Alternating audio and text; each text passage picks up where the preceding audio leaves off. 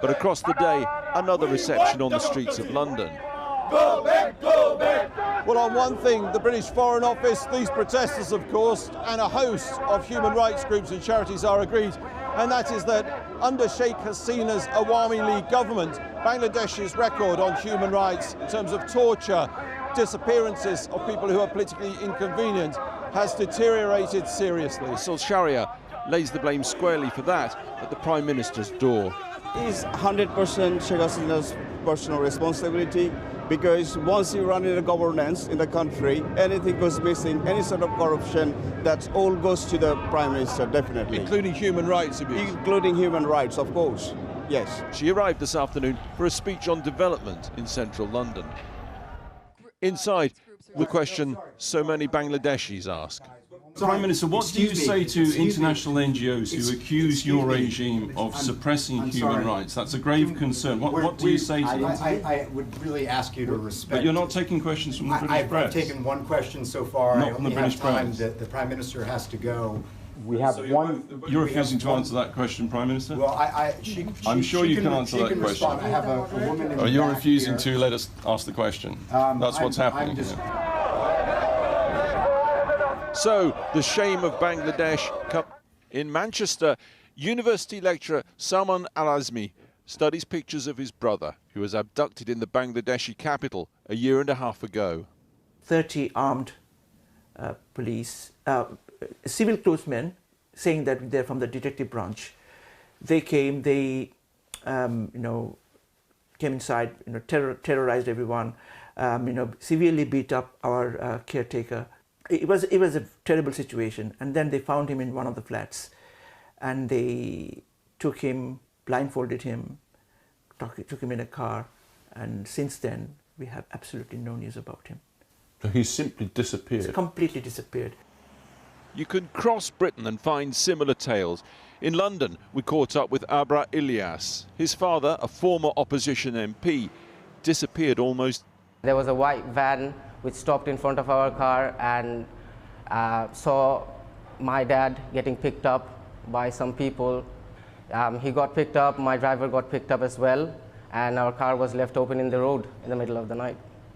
Across town, and Rasul Sharia describes the last time the outside world saw his cousin, another opposition activist. It was December 2013. They were just sitting down outside a construction place in Dhaka. Suddenly, the Rapid Action Battalion in Bangladesh just came and picked him from there, and 5 other people as well picked at the same time. And unfortunately, still we don't know where he is. Yet the Bangladesh Prime Minister has a key family contact at the heart of the British Parliament. Her niece is the Labour MP for Hampstead and Kilburn. Tulip Siddiq, an MP who says she once worked unpaid for the Awami League before she was elected. She once also described herself as a spokesperson for the Awami League and said she owes her election in Britain to the Awami League. আপনাদের সাহায্য ছাড়া আমি কখনোই British MP হিসাবে এখানে দাঁড়াতে পারতাম না। She told a newspaper in her London constituency that she never discusses politics with her aunt, just family matters, even though she accompanied her to meet President Putin in Moscow. And here she is with her aunt on one of several visits to the Commons. Labour's Tulip Siddiq MP prides herself on being a global human rights campaigner. Surely she can help here. You cannot be a champion of human rights on one occasion and completely remain silent on the other situations where you have some influence. He's lobbied many, including the Foreign Office and recently Tulip Siddiq, asking her to help directly in his brother's case. I'm not one of your parliamentary constituents, and I, of course, accept that ordinarily you would only intervene in a matter on behalf of a constituent.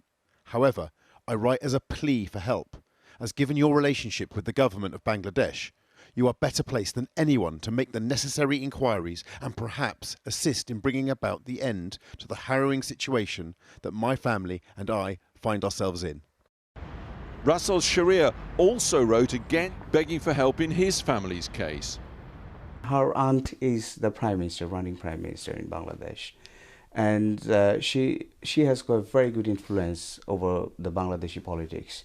So it could be, I mean, just a phone call. Can you please release him? You know, one person's life can be saved, whole family can be relieved. We've investigated the plight of several disappeared individuals in Bangladesh in recent months. All have strong UK connections. Tulip Siddiq insists parliamentary rules mean she cannot get involved. And she told us she has no influence over her aunt. We believe she's also acted to contact the Foreign Office. And not only that, for the first time in these cases, she's written back to Ras Al Sharia and Salman Al Azmi, openly criticising the human rights situation in Bangladesh.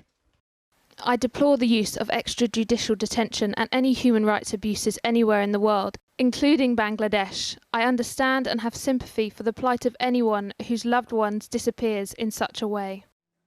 But there are broader questions about the Labour Party generally and its links to the Awami League. We can reveal that in recent years several Labour MPs, including the Shadow Foreign Secretary Emily Thornberry, seen here with Tulip Siddiq in Parliament, have referred to the League as a sister party of Labour. The Labour Party told this programme that was an error. The Awami League is not a sister party of Labour.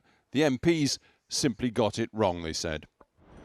They, like the Foreign Office, remain deeply concerned over worsening human rights in the country. Disappearances, murders, torture, intimidation and arbitrary detention. All of it, say human rights groups, getting worse.